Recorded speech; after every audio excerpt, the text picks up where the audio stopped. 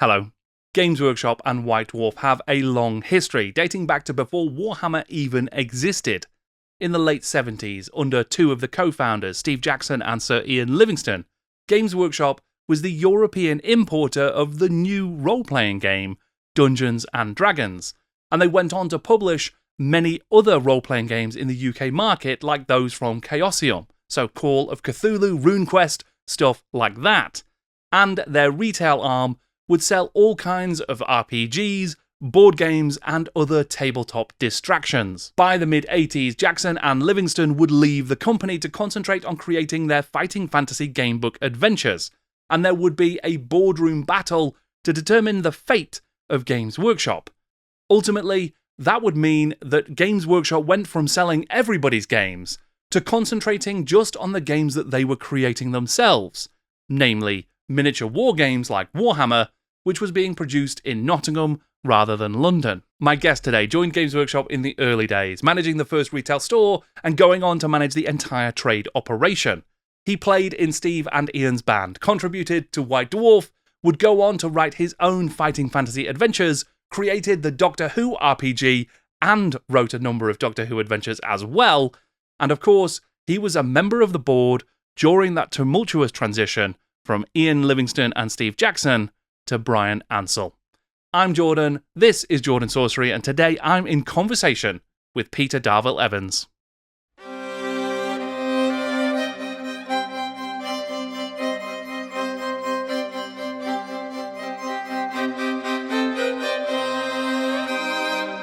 Peter, thank you for joining me. I'm interested in just hearing a bit to start about how you got interested in science fiction and fantasy to begin with. Well, science fiction and fantasy I was interested in from a literary point of view, from reading science fiction and fantasy books. But I also grew up in a household where game playing went on a lot. My mother's family were all into games. We played a lot of board games, Monopoly, Buccaneer. There was a thing called Buccaneer, Cluedo, and a lot of card games. At school, we were always having packs of cards confiscated because we were playing bridge in the sixth form common room when we should have been revising. And we played canasta and whist and a game called Flag, which it would be too difficult to explain the rules now, but that was a game we played a lot. And then in my teenage years, I discovered diplomacy, which was a big deal for me. It was the first all, apart from chess and Go, it was the first sort of all-skill strategy game that I discovered, and I was really hooked by it. So and in a way, from up until I joined Games Workshop, science fiction and fantasy and games were like two separate strands. They hadn't really combined. I hadn't really thought of that you could have science fiction and fantasy games. I guess there weren't really any at that point. So that's the answer to that one. And I think that's probably that probably explains the background as well as I can. I kind of just grew up playing games. Yeah, great. So is that what led you to actually working in the sort of the retail space, the game shops and things like that? Yeah, I mean, I was, when I left university with a degree in history, which isn't really much use to anyone, I managed to get a sort of clerical job, but I saw in a magazine called Games and Puzzles an advertisement for a shop worker at a shop called Game Centre in central London. Now, Game Centre was run by a guy called Graham Levin, who also was the publisher of Games and Puzzles magazine. Game Centre was one of three central London game shops. There was also Night Games and Just Games, and there was also up in North London there was the guy who was importing Avalon Hill games at the time. So there was a games boom going on, particularly board games and classic games like chess and Go and Chinese chess. And it was a time when companies both in America and Britain, SPI, Avalon Hill, Philmar, were making lots of new games. So it was the zeitgeist was to be interested in games. But I was anyway, and I applied for this job, and I got it. I think mainly because when I was doing the interview, Graham Levin, who was a kind of nervy kind of guy, was playing with a bundle of elastic bands in his hands, and one of them flew off and hit me in the chest while I was being interviewed. And I think the fact that I reacted very coolly to this and didn't was probably what got me the job. Anyway, so I started at Games Centre in 1976, and I started working in the shop in central London. Then I moved. Then they opened a new branch in Kingston on Thames, and I moved to that to be the shop manager there. And then I came back to London to run the London shop and to run the trade sales, such as it was. I mean, we did a certain amount of wholesaling, importing and wholesaling of games, and it was at that. And of course, I knew Steve and Ian because they would turn up in the shop with boxes of Dungeons and Dragons. So that's how I got to know Steve Jackson and Ian Livingstone. And then they headhunted me to work at Games Workshop. I should mention that Games and Puzzles magazine. I mean, it was until White Dwarf came along. It was the only British magazine devoted to games. And a guy who will come up later on, I think, Albie Fiore, was the guy who did a lot of work. He was basically designed Games and Puzzles magazine, and in fact, my first game reviews appeared in Games and Puzzles magazine. I wrote a review of a game called Cosmic Encounter, and I was amazed to find, as I was walking through Waterstones just the other day, it's still on sale. I mean, it apparently is now in its 12th edition, but it's still there. So there we go. Do you remember if you reviewed it positively or negatively? Fairly positively. It was one of those games where effectively you have cards which allow you to manipulate the rules. There's lots of those games around where you have certain powers given to you by the cards that you're dealt, and they allow you to change the rules slightly in your favor. And generally, I'm less fond of those games. I like a game with a map. Right. I like Kingmaker and Britannia and Diplomacy and those kind of games where you've got a map and you can see what's going on. So there we are. Yeah. Great. So next question, please. Well, I mean that's super interesting. So obviously you talk about that zeitgeist of games. There's obviously stores opening up and growing, and the sort of the trade seems to be it's picking up a bit of steam, I suppose, during that era, right? Yes, it was. I mean, I'll move on to. I mean, the critical thing, of course, was that by this time, Steve and Ian had gone over to the States. They'd met Gary Gygax. They'd both. I mean, the story is that both businesses thought the other one was larger than it was. So, Steve and Ian were thinking that TSR was some sort of big American corporation, and Gary Gygax, running TSR from his back bedroom, thought that Games Workshop was some major British retail chain.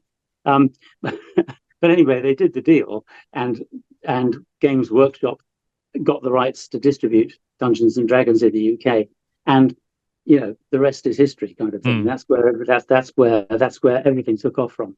And I don't think anyone, anyone, even Steve and Ian, couldn't have guessed that role-playing games were going to become such an important part of the game scene, such a dominant part of the game scene for most of the aces, I guess. So, but what happened was, I'll move the story on because we're still only at 1979 and we've got a lot of ground to cover. So in 1979, Steve and Ian recruited me to be the manager of their shop in Dalling Road, which was their only premises at the time. It was a little shop in Hammersmith. And that was absolutely hopeless. I mean, I'd been perfectly good running the shop running Game Centre in central London because I understood about board games, but I hadn't got a clue about miniature figures. And most of the people coming into the shop at Dalling Road wanted to get, a wizard figure or a goblin figure or a bunch of orcs, and I hadn't got a clue what was going on. I mean, it was this. But fortunately, rather than sacking me. What Steve and Ian did was they installed me in this dilapidated warehouse that they'd just taken, that they were renting, up near Wormwood Scrubs Prison, where they were holding, because they realised they needed somewhere to hold the stock of the games they were distributing, and so I went up there to run the trade sales department, like I'd been running trade sales for Games Centre, and at that I proved much more successful. That was my métier, and I soon had a couple of staff up there, and in due course, in fact, Steve and Ian and the administration moved up to those premises as well, leaving just the shop in Dowling Road. So that's where I was in this ropey old warehouse on the first floor of a warehouse in up near Wormwood Scrubs, and in charge of this, I'd got a little in those days. We weren't very computerized, although Games Workshop became computerized earlier than most businesses. But in those days, my trade sales contacts were names and phone numbers and addresses on a Rolodex, and there were about 100 of them. And I'd ring people up and say, "Do you want some games?" and then organize the package and dispatch of them. And that's where I started at Games Workshop.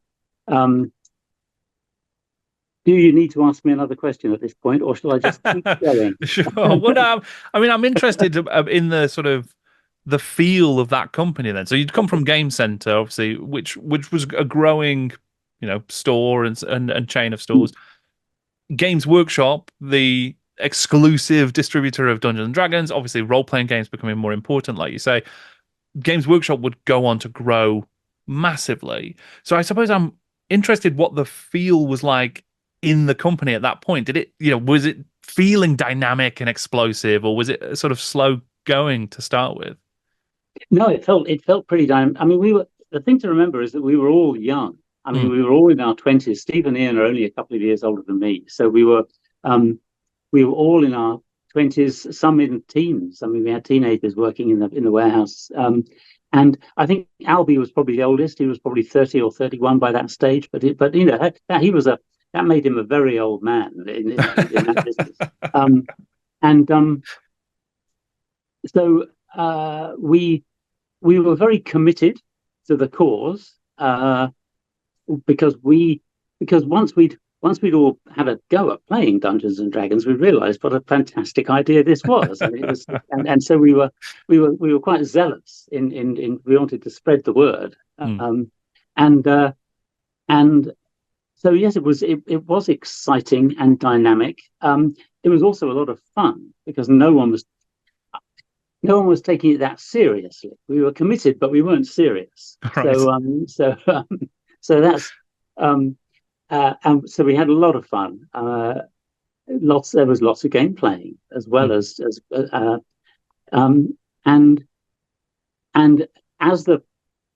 as things progressed. I mean, what we found. I mean, I'll very briefly describe the way that Games Workshop grew. Basically, the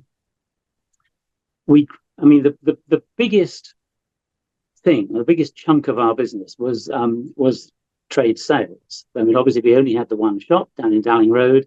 We had the magazine, we had White Dwarf, that had started by that time, and in fact, that had started before I joined. And that kept growing in pace with the growth in the hobby. So the print run kept on going up. We had to, in fact, some of the early issues we had to reprint because we hadn't printed enough. But trade sales were the biggest part of it. And my little Rolodex of 100 names and addresses, I mean, within 5 years, that had expanded to a computer database of 1,000 names and addresses. I mean, we were basically the turnover of the business, of the trade sales business, increased by 50% year on year, every year. Wow. And I mean, and you'll understand that's exponential. Effectively, it's 50% every 50% on 50% on 50%, and it was. We needed to go to a new warehouse. We bought I think the company bought the premises at Sunbeam Road in Park Royal, which was a big warehouse, 28,000 square feet, I think, right. with a warehouse on the ground floor, offices on the office, more warehousing and offices on the first floor, a proper boardroom, big offices for Steve and Ian to have as the directors of the company. At some point during this, it changed from a partnership to a limited company. Can't remember exactly when. We just kept on recruiting more people. By 1985, I guess, which is the critical year when things all started to go slightly wrong, I had a sales team in the office of 5 people. I had 6 sales reps on the road. I had a warehouse manager and his warehouse staff reporting to me. So it was it was a big thing. But also by that time, we'd moved into other areas. We'd also started opening more shops, and that was a big deal. Lots more Games Workshop shops. And I should mention, of course, that all the time, in fact, right back to before I even joined Games Workshop, there was Citadel Miniatures in Nottingham, the miniatures factory, under Brian Ansell, making miniatures. They were owned by Games Workshop, but were very much a separate. I mean, they were a long way away for a start, up in Nottingham, and they were very much. That was Brian's kind of fiefdom, where he was doing what he wanted to do. And Citadel Miniatures became a more. Basically everything grew in parallel with the growth of the hobby in the UK. So that was, and we branched out into other areas like producing our own games. That was a huge issue. That was another huge area. That was under the direction of Albie Fiore, who I'll mention again probably several times. So we were making our own games, American games under license, but also creating our own. It became, by 1985, we were probably, I think almost certainly, by far the biggest games company in the UK, and vying to be, worldwide. Quite an important player. But I'll just refer to my notes, if I may, I'll see whether there's anything else I need to mention. Yes, what I haven't mentioned, of course, is that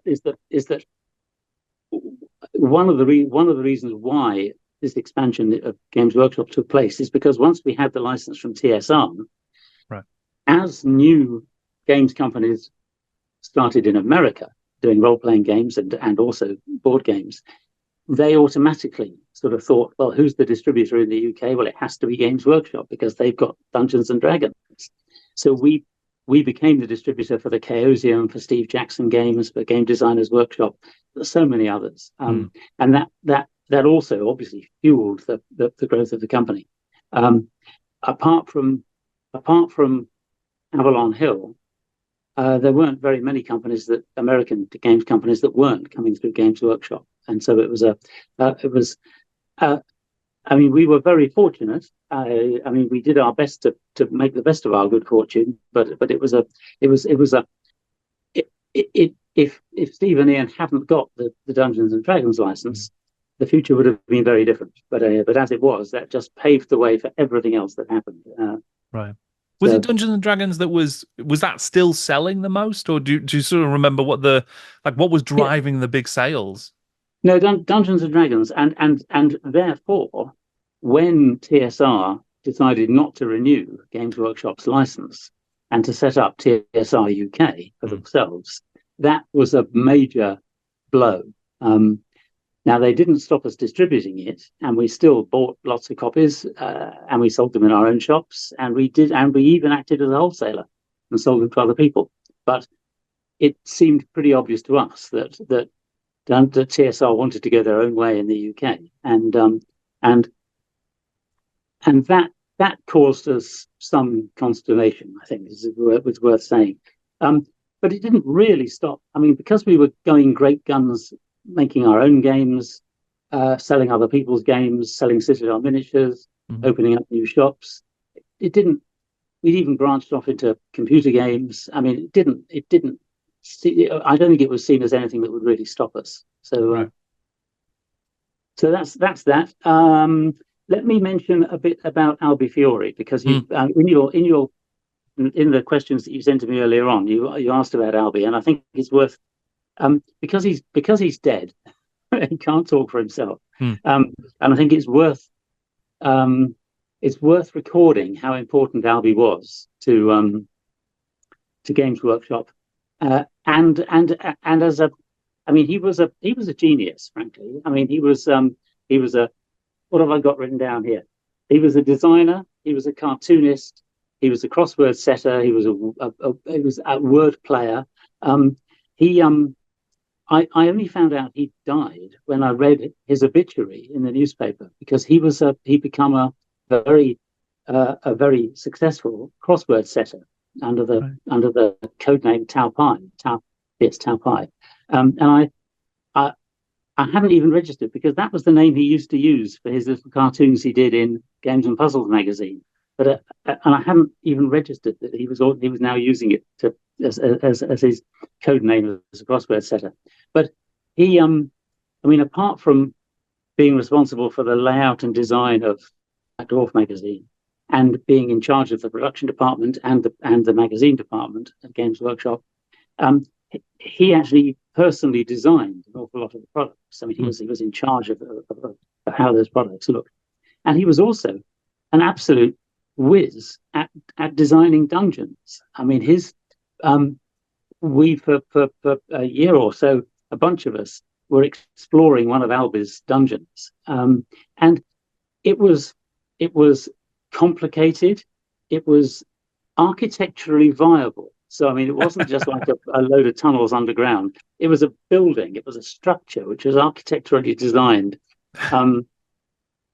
It was playful. It was witty. It was an absolute delight. I mean, absolutely one of the best dungeons I've ever experienced. And he was the dungeon master and made it amazingly good fun. So I think Albi's contribution to Games Workshop, I think, can tend to be overlooked because he's gone, and I think it's worth recording it. So there we are, Albifiore, R.I.P. Yeah. What else? What? Ask me something else. Sure. Well, I mean, you mentioned that you moved so you came in as a sort of manager in the Darling Road store. You went on to the trade sales. That trade sales department grew. Were there other roles that you did whilst you were at Games Workshop? I know you did reviews in White Dwarf and stuff like that as well. Yeah, I mean, not so much. I mean, that was in the early days. What I took over the magazine publishing in due course as well, but I think I had enough. I mean, I had enough on my plate with the sales team, the on the road sales team, and the warehouse team. But I also, when Steve and Ian were thinking of leaving the business, they set up a management board, and my job title became general manager. So I was basically Sunbeam Road.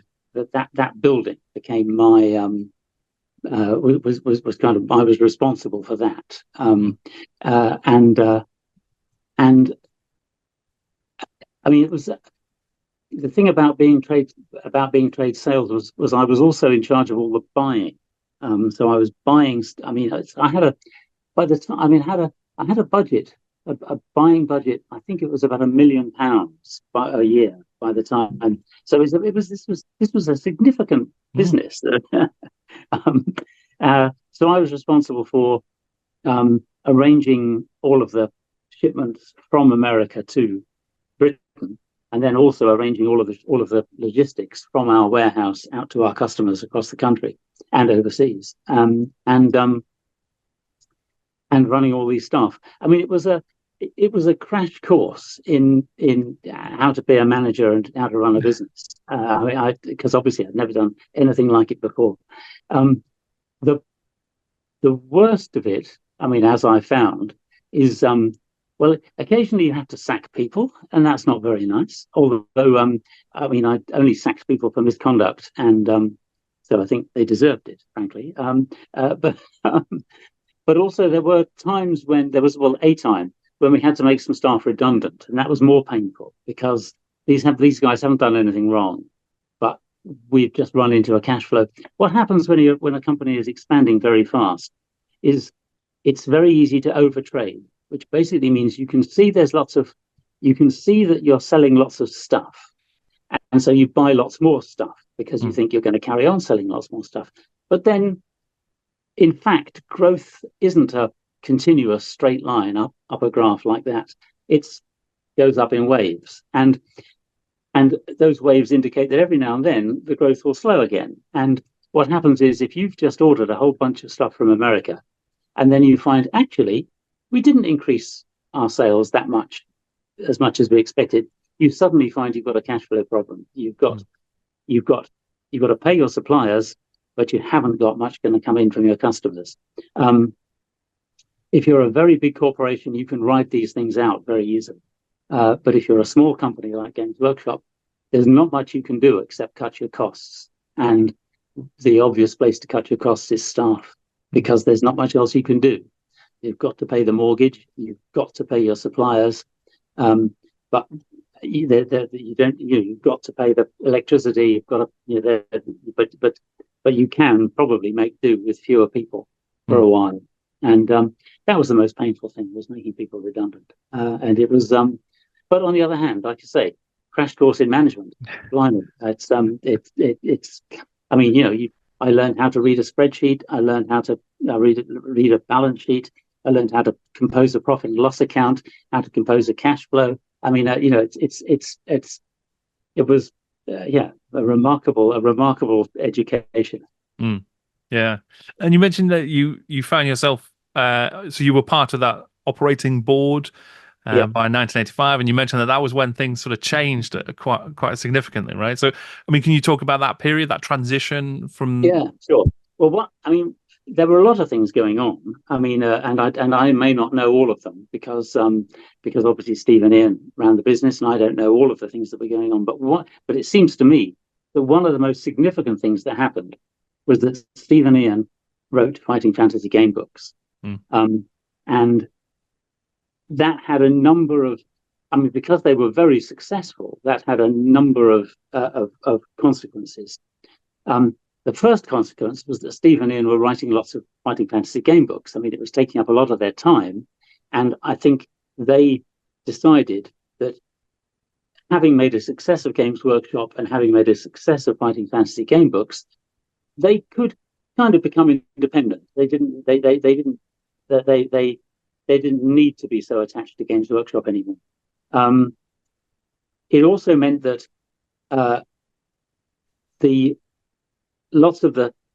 it took their attention away to an extent from running Games Workshop. But also the other thing that happened was that they needed to write more books than they had time for. So they were recruiting members of Games Workshop staff to write Fighting Fantasy game books. And the consequence of that was that other members of Games Workshop staff thought, oh, well, these game books are going very well. I'll approach another publisher and see if they're so other Games Workshop staff started writing game books for other publishers, and we reached a situation where most of the creative people in Games Workshop were writing game books, and I sometimes felt that I was the only person in the whole bloody company who actually wanted to carry on, selling games. Buying and selling games. As it became apparent that Steve and Ian wanted to withdraw, two of the guy who ran the shops and the guy who was doing the buying for the company, because in my department, they decided that they had a plan which would enable them to run the business better than Steve and Ian had been running it, and they could see the way to the future. And they put this proposal to Steve and Ian that they should be allowed to take over the running of the business. But Brian Ansell up in Nottingham also thought that he would be a good person to run the business. So we had we had these. These were the five people who were on the management board. It was Brian, these two guys who thought they could run the company better than Steve and Ian, and me, 6 people. And I mean, I found it all. I mean, it was painful. I mean, because all of these people were pulling in different directions, and all I wanted to do was just carry on buying, making, and selling games, and because I thought that was a good thing to be doing. However, in the end, what happened was that Steve and Ian effectively ceded control to Brian up in Nottingham, and Brian's vision. By this time, he'd already devised Warhammer some years previously, and Brian's vision was of a vertically integrated business. He wasn't interested in buying from other people. He wasn't really very interested in selling to other people. What he wanted to do was make products and himself, and those would be the only products that he'd sell, and he'd sell them through retail outlets, and all of those retail outlets would be owned by Games Workshop, and that would be the business, completely vertically integrated. I mean, obviously, I wasn't at one with that kind of vision, because my vision was definitely that we would sell a range of different products and be almost a kind of a one-stop shop for all of your gaming requirements, as it were, of all sorts of games. I mean, not just board games and role-playing games, but even classic games like chess and Go. We were selling a lot of those. We even had jigsaws, for goodness sake. But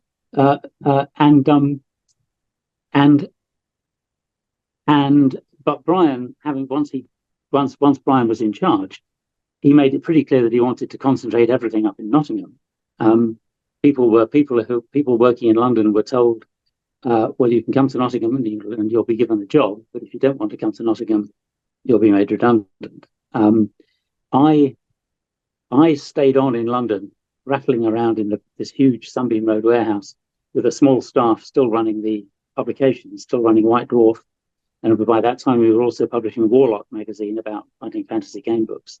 But it became clear that that couldn't last. Brian wanted to bring White Dwarf in as well. So eventually that little team was disbanded too. And I mean, I was left on my own virtually. And I had with me and 2 warehouse staff in Sunbeam Road. Just by that time, I'd been made redundant as well. I was acting in a self-employed consultancy role, just so that there was someone manning the office and looking after these warehouse staff who were sending the stock up to Nottingham as it was called off. And then when it was empty, we closed it, and that was the end of Sunbeam Road, the end of Games Workshop's London operation. And as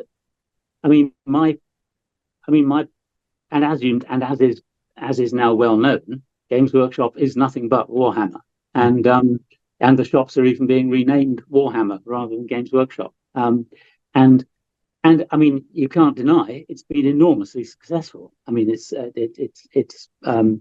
very different thing from what Games Workshop was in the early days, but it's been enormously successful, more successful than anyone could have imagined. I mean, I have ethical problems with Warhammer. I mean, right. because in Warhammer there are no goodies. I mean, you've got the forces of law and the forces of chaos, and the forces of law are a bunch of authoritarian bastards, and the forces of chaos are a bunch of anarchic bastards. But there's no one who's not a bastard in the whole thing, and I kind of think, is this really the worldview that we want to be inculcating into our teenage boys? I mean, I'd rather there. I mean, it strikes me that it's a very nihilistic view of the world, and so no, I've never. And the other thing, I suppose, is that because Games Workshop ceased to be an all games to all people kind of place and stopped producing its own games other than Warhammer and Warhammer related products, America and Germany were able to sort of grab the entire market for board games and role-playing games. I mean, Britain ceased to be a place where games were produced. It used to be it used to be quite a very innovative area for game production. It just all stopped. So there were lots of downsides, but personally speaking, it didn't worry me that much because I went on to become marketing director of Argus Press Sales and Distribution, who are magazine distributors, distributed White Dwarf magazine, and then I went on to Virgin Publishing, and so I mean, as no doubt we will discuss. Indeed, but, yeah. But it was all. So it wasn't. I mean, it was sad, but it was in the long run, it wasn't too bad for me. Well, I mean, you went on in that interim period as well. You also did end up writing some fighting fantasy books as well, of course. I did. When I was made redundant from Games Workshop, I mean, my package consisted of a relatively small amount of money, a battered old Ford Cortina, and a contract to write a fighting fantasy book. That was sort of like that was right. That was what Stephen Ian gave me but I was happy to do that because I'd always wanted to be a writer. I mean, I've always been interested. I mean, I've always been interested in writing, and so writing a fighting fantasy game book seemed to me a very good way to get into writing books. So I wrote Beneath Nightmare Castle, which I think has stood the test of time. Actually, a lot of people. I mean, I go to Fighting Fantasy Fest. I think I've been to every fighting fantasy fest there's been, and a lot of people, come up to me and say that Beneath Nightmare Castle is still their favourite fighting fantasy book. So that's all good.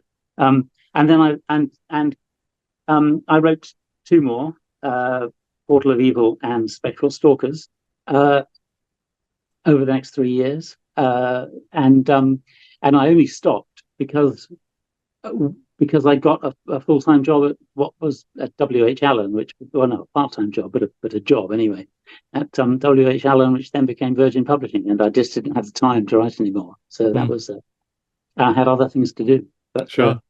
But no, there was another book, another fighting fantasy book in the works.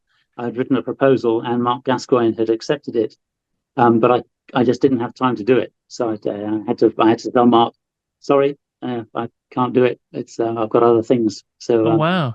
So is that forever lost now, or is that? I think I've still got the proposal, but I didn't write any of it. So, right. so it exists only in outline form. So, right.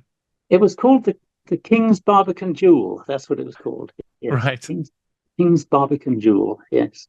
Well, that sounds cool. Do you remember what it was about? Well, it was going to be a rescuing a princess story, in effect. That was what it was going to be about. But with the usual array of horrible deaths awaiting you. So, of course. Yeah. Of course.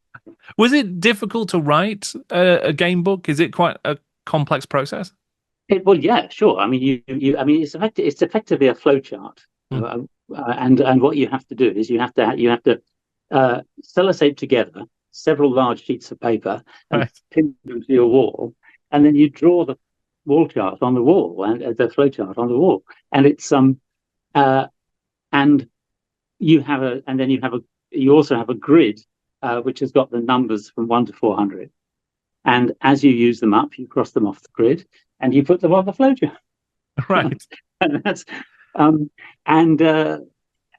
so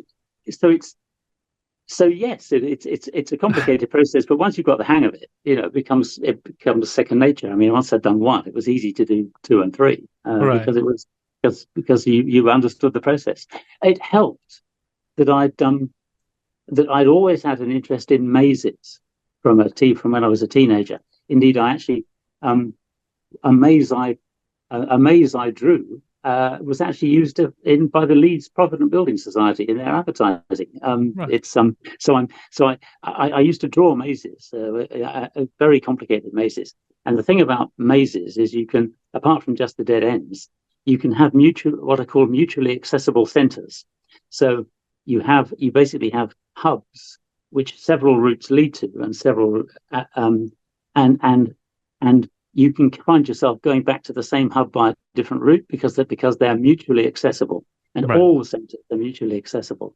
So you can and it's so maze designing is a fairly technical matter, and that helps when you're doing a game book.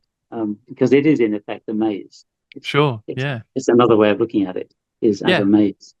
That's really interesting, actually. Yeah. And do you create those mutually accessible centers within the gamebook references as well, so that you Yeah, can loop sure. back I mean, you around? need you do. I mean, you have to be very careful because obviously in a game book, once someone's gone somewhere, um, Hmm. uh, it's if you have them meeting the same thing again, it's so the mutually accessible centers have to be fairly neutral. They Right. don't have to have anything horrible in them or anything particularly valuable. They're just neutral places. But yes, you can. But yeah, you can easily do that in a game book. And I'm sure mine. I mean, you don't have very many because you want people to move on. You want them to progress through the game. But certainly there are places where you find yourself back where you were before. You're faced with the same choices. Yeah. Sure. Yeah. Yeah. Because I suppose, like you say, you've got that. The actual narrative has to move on. Unlike in a maze where Yeah. you can go Yeah. back around the same Yeah. loop, Yeah. your story needs to move forward, even if you're Absolutely. not moving forward. Yes. Yeah. Yeah. Yeah. Yeah. Fascinating. Yeah. So you went on to create a Doctor Who role-playing game to Time Lords. So can you talk I about that? did. Well, I mean, let's talk about. If we seeing as what we appear to be doing is going through my life year by year. Sure. Um, in So I was working at Argus Press, this magazine distributor, and I was the marketing director. And we were we were part of the BET group, which is a large British corporation. British Electrical Traction was what it originally stood for, but it had diversified into all kinds of things, including magazine publishing and distribution. And there were two distribution companies within the organization, um, ours and another one.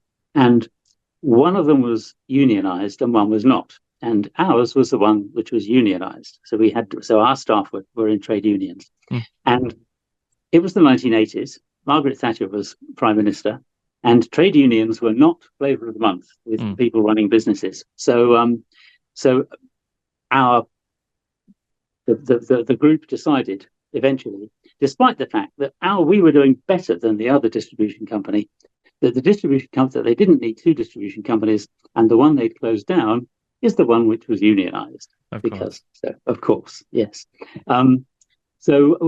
So we made a big success out of Argus Press, and then they closed us down, which was a real shame. And that was in, let's just get this right. When was that? 1980. Oh, 1988. There we Right. are. So that was the same year I wrote Portal of Evil.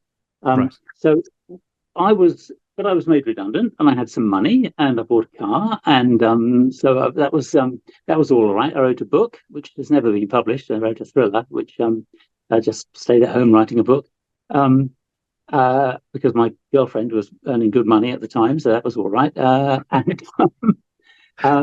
But she spotted an advert in the paper, and in those days, that was how you advertised for staff, was you put adverts in the paper. There was no online recruitment kind of thing like there is today. Sure.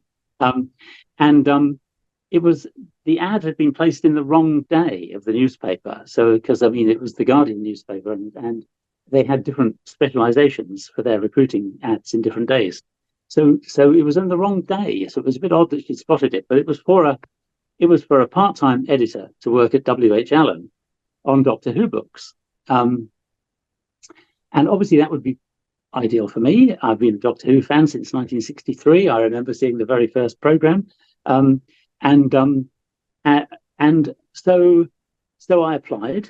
And in fact, one of the editors of White Dwarf was also applying for the job. And he and I subsequently went on to write Time Lord, the role-playing game. But anyway, I was the one who got the job, probably because by that time, I'd got a lot more management experience, having been a company director and everything. And so I started this 3-day-a-week part-time job at W.H. Allen, publishing Doctor Who books. These were novelizations of the television stories. What the people at W.H. Allen hadn't realized was that pretty much all the stories had already been novelized. They'd already been turned into novels. And what they couldn't have guessed was that John Nathan Turner, the producer of Doctor Who, was going to be the last producer of Doctor Who, because the guy in charge of BBC Television, whose name escapes me briefly for the time being, was dead set against Doctor Who, thought it was a camp load of old nonsense, and basically was about to scrap it permanently. So it looked as though my job didn't really have much of a future.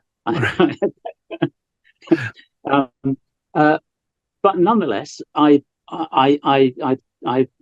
took it very seriously, and the novelizations that I did of the last few stories that there were, I tried very hard to get the original scriptwriters to novelize their own stories.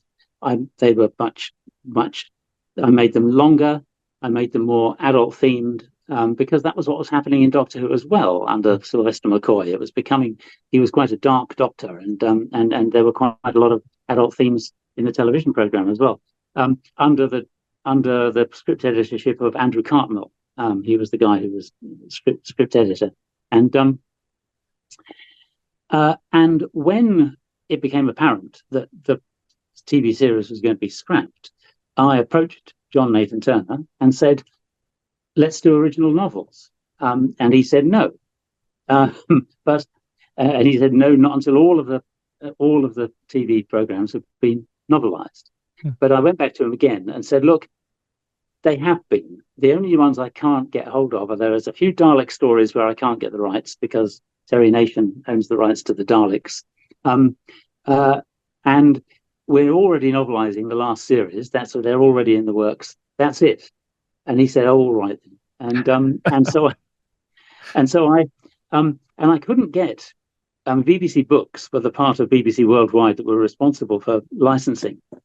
And we needed to renew our license to do the novelizations. And I couldn't get anyone interested in over there. So I phoned them up a few times and said, you need to issue us with a new license. And we'd like your license to do original novels, because John Nathan Turner said we could. But nothing happened. So eventually I wrote the contract, giving myself very favourable terms, and sent it off to the BBC, and they signed it. So we now had a contract not only to novelise, but also to do original novels, to do non-fiction books about Doctor Who, and to allow. And one of the things I put in all the authors' contracts was that the authors allowed each other to use characters that they developed in their stories. So we were off and running, and Doctor Who original novels, first the New Adventures, and then they were joined by the Missing Adventures, enormously successful. I mean, we published. I mean, I started off on my own with just a part-time assistant. Then I recruited 2 more staff, and then I recruited another 2 staff, and then I recruited another 2 staff, and we grew. We became the beating profitable heart of what became Virgin Publishing, because W.H. Allen was majority owned by Virgin. But what happened was, and it was a mid-range publishing company publishing all kinds of books, but it wasn't profitable. And Robert Devereux, who was in charge of Virgin Media at the time, he decided that he would basically take complete control of W.H. Allen, make most of the staff, 2/3 of the staff, redundant, and the only bits that were kept on, really, were me. That was about it. Because the books I was publishing were profitable, and had a future. I should mention at this time that I was also publishing the erotica, right, the saucy books, sure. And they were also profitable. Right, okay. And basically, those 2 elements of publishing were the core of my department in Virgin Publishing, and we were the profitable heart of the business. We published on the Doctor Who side of things. We published the first novels by Ben Aronovich, Mark Gatiss, Paul Cornell, Andy Lane, Russell T Davies. Right. I mean, amongst loads of other people. I mean, and we were, and I mean, we had an open door policy. We would look at anything. We encouraged Doctor Who fans to write to us with proposals. Unlike most publishers, we didn't have a slush pile. We looked at everything, and it really worked. And in amongst all that, there were two things I did. First of all, with Ian Marsh, I wrote Time Lord, the role-playing game, because I thought it needed to be done. I have to say, most of the work was Ian's. I mean, I put my name on it because I could get it published, and also because I wrote some. I wrote some of the words, but the game system was Ian's, and a bloody good game system it is too. It's so simple, so elegant. I was really pleased with it. And of course, I had to publish it as a book. It would have been better if we'd been able to publish it as a game in a box. It would have sold better. Everyone would have understood what it was better.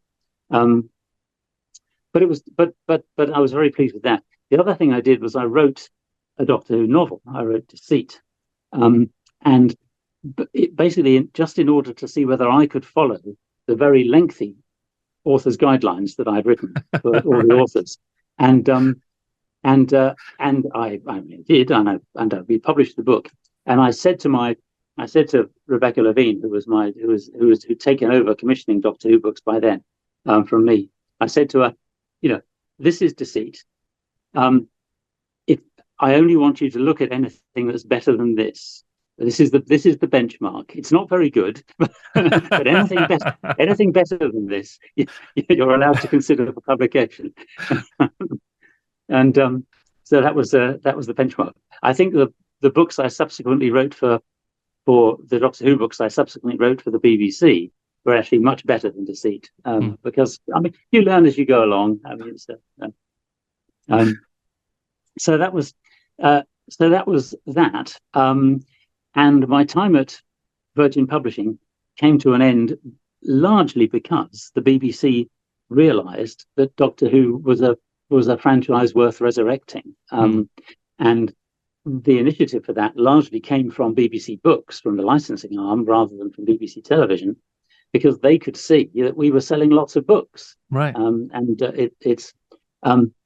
it was, in fact, it was the licensing arm rather than the television arm that produced the one-off Doctor Who movie starring Paul McGann, the movie length, which was awful, but nonetheless, but it presaged the end for. I mean, the license had come up for renewal, and I and my managing director devoted ourselves to negotiating with the BBC about getting a new license. I mean, and it became clear that they were not going to license us to do fiction, original fiction. So, but I said, well, but we'll still be able to do the non-fiction, won't we? And it became apparent that no, we weren't going to be allowed to do the non-fiction either. And in fact, we were not going to be allowed to do anything connected with Doctor Who. And that, I mean, it wouldn't have mattered that much, because by that time I'd got lots of other things up and running, other series of books, lots of unofficial guides to television programs, everything from, we did books about everything from The Simpsons to Buffy the Vampire Slayer. There were unofficial guidebooks which sold very well. I just started a series about film directors, starting with Kubrick and Hitchcock. So I was in conversation with Bill Harry about books about the Beatles and John Lennon. So it was all. I had a good publishing program, but I was expensive by this time. I mean, all this time I was a self-employed consultant rather than an employee. I submitted an invoice at the end of every month.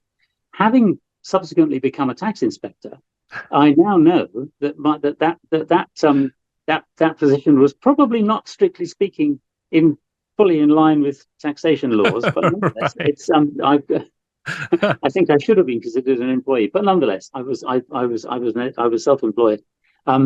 And every year, the MD insisted on increasing my fees because I was doing so well, which was good, but it did mean that by 1998, 99, I was earning a lot of money. And if the company needed to make sacrifices, then a self-employed consultant is very easy to get rid of, particularly if they're expensive. Yeah. And also, I've recruited staff who could do my job for me. Obviously, because that's what you do. I mean, whenever I recruit staff, I try to make a point of recruiting people who are cleverer than me, because they're going to be able to do the job better.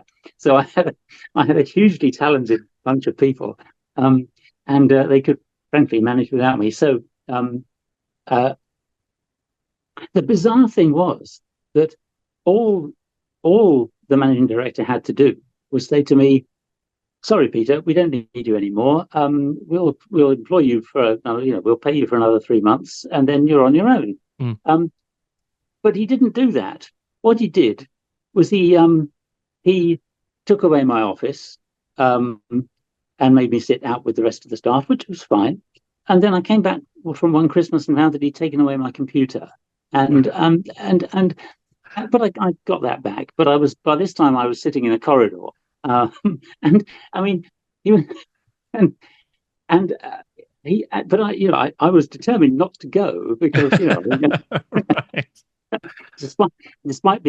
despite all of these subtle hints that a sort of passive aggressive redundancy sort of thing. Yeah. Yes, but anyway, but eventually I left, and that would have been the end of my association with Doctor Who, except that in fact, and both in terms of Doctor Who and fighting fantasy, I keep on being invited back to do things like this.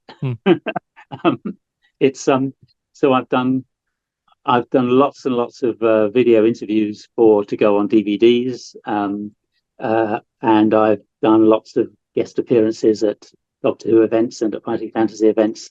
I've done lots of panels where I talk about all the things I've been talking about here as well. Sure. So I'm still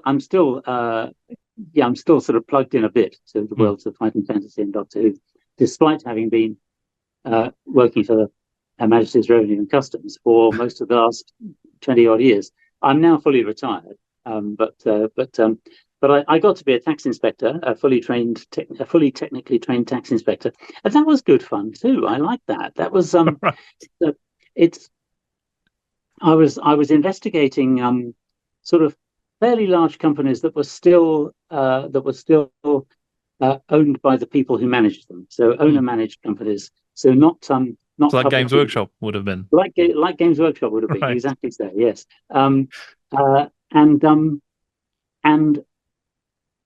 The job involved both forensic examination of accounts and spreadsheets and evidence that you're provided with, but also face-to-face interviews with managing directors and finance directors of these very large companies, and both of those elements seem to play to my strengths. I really like doing both of those things. Both burying my head in a spreadsheet, but also going out on the road and there's a certain amount of they're almost reminiscent of some of those games that you talked about enjoying early on. So there's almost like the diplomacy aspect of it, and the map. Yeah, absolutely. Yeah. It was. I mean, you said that you're fully retired, but you're still out doing music, playing music, and as a solo artist, aren't you? I mean, if I'm right, you also performed as part of a band with Ian Livingstone and Steve Jackson back in the day as well, right? Once, right? Once. I mean, it was a scratch band that was put together for a Games Workshop party. Okay, right. And but we had enough. I was playing rhythm guitar. I was playing a guitar which Ian Livingstone had sold to me. Just in order to do this gig, basically, he said, "I've got an old guitar I can sell to you." So I bought this guitar off Ian. Up to that time, I'd only had my acoustic, and I discovered very quickly that this was a guitar that wouldn't stay in tune. I mean, it wouldn't stay in tune I mean, you could tune it, play it once, it was out of tune. Not only that, but we only had about 2 rehearsals, one of which I missed because I was due to go to the theatre and I couldn't get out of it. So on the night that we performed, actually, I was plugged in to an amplifier, but it was turned down because because I didn't know the chords, and anyway, my guitar was out of tune. But subsequently, I'll just stand up for a moment, and I'll just get you this. Sure. So,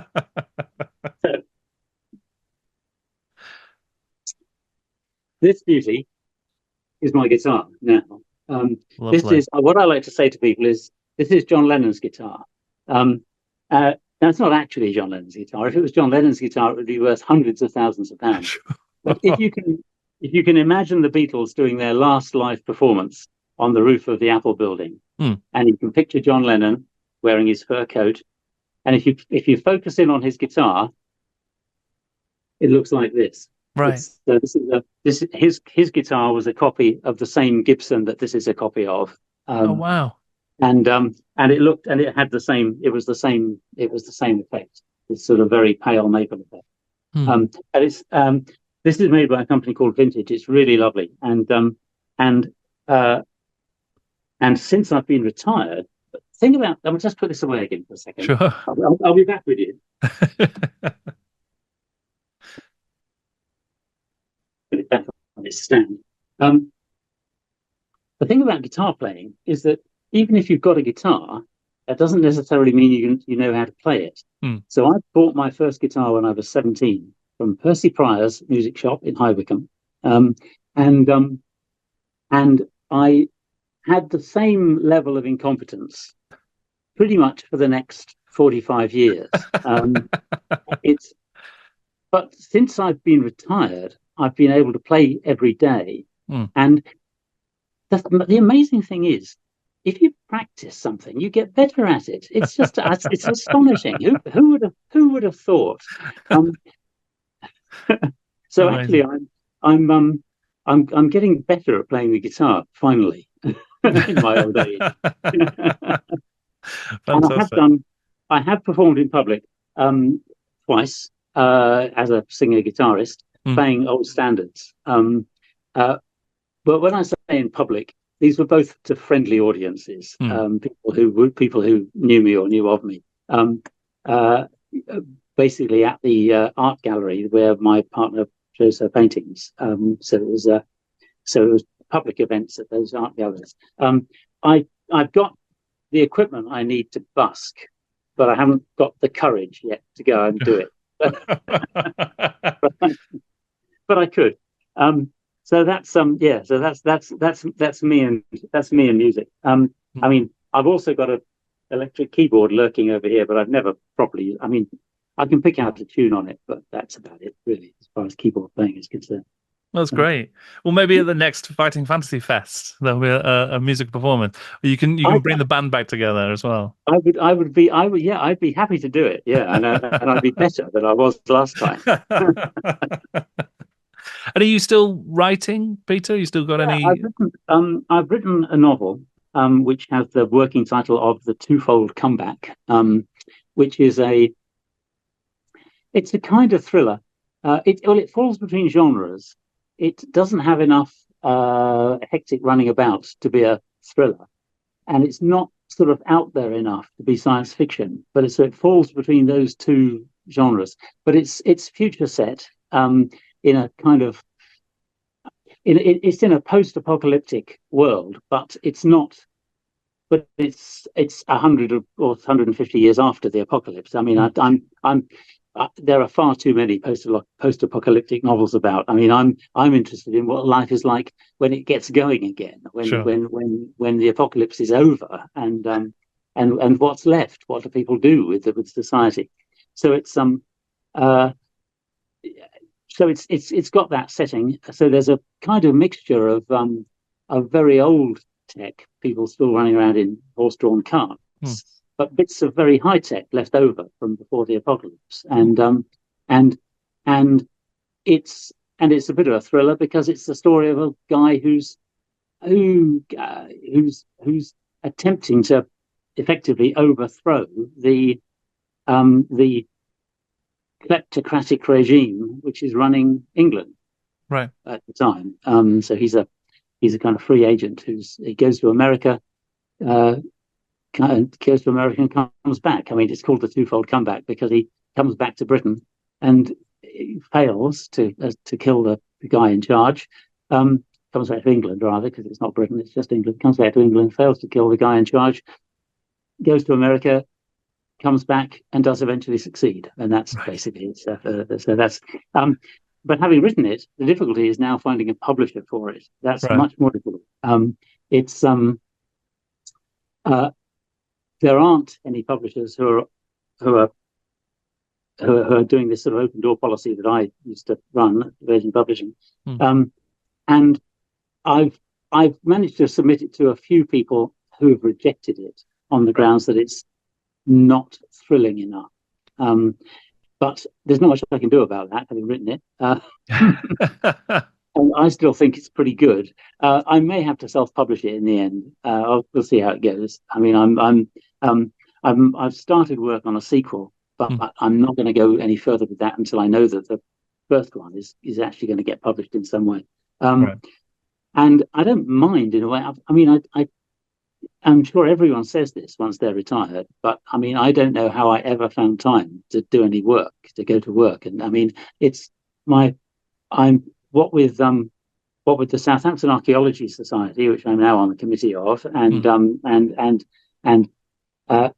my website and going to events and socializing, I don't seem to have any time at all. I haven't written much for months now. It's just it's ridiculous. I ought to put in a plug for my website because everyone would go and see it. It's very easy to find because it's just peterdarvill-evans.com. So that's very straightforward. I'm writing 2 blogs on it as well. One of which is interesting and one of which is about punctuation. So and that's it. That's me up to date, pretty much. Fantastic. Can I give you any more information? I think that's absolutely wonderful, Peter. Yeah, and I will put links to your blog and your website down in the description below on the video. Okay, great. Thanks very much. But yeah, I mean, absolutely wonderful to speak with you and to hear those recollections, Peter. So thank you so much for joining me. No trouble at all. My pleasure. Many thanks to Peter for sharing stories and insights from such a wonderful and varied career. It was a real pleasure to chat. If you would like to find out more about Peter's current musical endeavours and his entire body of work, I have included a link to his website in the description below. You will also find a link to my Patreon down below. I really appreciate any support that you can offer. It is hugely, hugely important to keeping my work going. So I am very, very grateful. You'll get access to my Discord, early and exclusive content, regular updates, monthly giveaways, and some other cool stuff as well. I am hugely grateful for anything you can offer, whether that is on the Patreon or liking and subscribing here on YouTube, sharing my videos and leaving comments. All of that is super important. So thank you very much. And don't forget that you can also listen to my interviews as a podcast. Just search for In Conversation with Jordan Sorcery wherever you get your pods. You'll also find other podcasts like the GW Films Club, where me and my great gaming friend Rob talk about the influence of movies and media on the creation of Warhammer and other Games Workshop games, and the GW Books Club, where me and my friend Stu from the Miniature Realms channel are reading through the original fiction published by Games Workshop since 1989. All of those are available as podcasts for you to listen at your leisure, so please enjoy. Thank you once again to Peter. Thank you for listening and watching. I'm Jordan, and this is Jordan Sorcery.